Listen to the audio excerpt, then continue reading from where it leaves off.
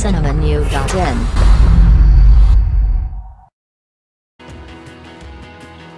Beta நிறுவனம் மீது தமிழகமே கொந்தளிப்பில் உள்ளது. ஆனால் பீட்டாவில் இருப்பவர்கள் நடிகர் சூர்யா அவர்களை தவறாக கூறியுள்ளனர். அதாவது சூர்யா தன்னோட S3 படத்தின் ப்ரமோஷனுக்காக ஜல்லிக்கட்டை பயன்படுத்துவதாக கூறியுள்ளனர். ஜல்லிக்கட்டால் பல மாடுகளும் மக்களும் இறந்துள்ளனர். ஒரு பட ப்ரமோஷனுக்காக இதை பயன்படுத்துவது மிகவும் மோசமான செயல் என கூறியுள்ளனர்.